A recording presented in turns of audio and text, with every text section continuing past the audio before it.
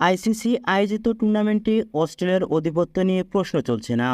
শুধু ওয়ানডে বিশ্বকাপই জিতেছে 6বার, দুবার জিতেছে চ্যাম্পিয়ন ট্রফি, একবার জিতেছে বিশ্ব টেস্ট চ্যাম্পিয়নশিপ এবং টি-20 বিশ্বকাপ। অস্ট্রেলিয়ার টেস্ট ওয়ানডে অধিনায়ক প্যাট কামিন্স গত বছরই আইসিসির দুটি শিরোপা জিতেছে, ওয়ানডে বিশ্বকাপ ও টেস্ট চ্যাম্পিয়নশিপ।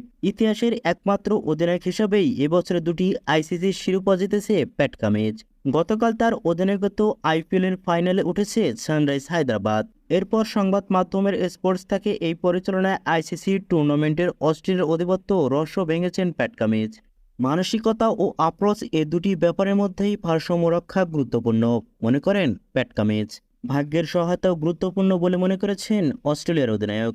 এর পাশাপাশি আইসিসি ফাইনালকে আরও 10টা সাধারণ ম্যাচের মতোই দেখা যায় অস্ট্রেলিয়াকে।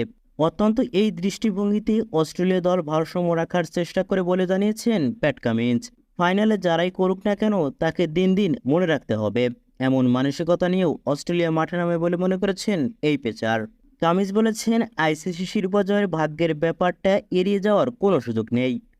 ফাইনালের চাপ কমাতে আমরা আরও অনেক সময় ব্যয় করি, কিন্তু একই সময়ে আমরা এটা অনেক মনে করি পেছনে তাকে দেখতে জীবনের অনেকটা সময় চলে যাবে। তাই ফাইনালে যেভাবে আমরা খেলতে চাই সেটা নিশ্চিত করি। এক ফাইনালের আত্মবিশ্বাস পরের ফাইনালে টেনে নিয়ে আমরা অনেক সাফল্য পেয়েছি। কোন ফাইনাল জেতা বেশি কঠিন, ওয়ানডে বিশ্বকাপ নাকি টেস্ট চ্যাম্পিয়নশিপ?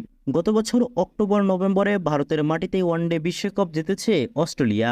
তার আগে গত বছরের জুনে ওভালে ভারতের বিপক্ষেই ফাইনাল জিতেছে টেস্ট চ্যাম্পিয়নশিপের শিরোপা। কামিন্স এ নিয়ে বলেন, ওয়ানডে বিশ্বকাপে আমাদের অন্য সব দলকেই হারাতেই হয়েছে।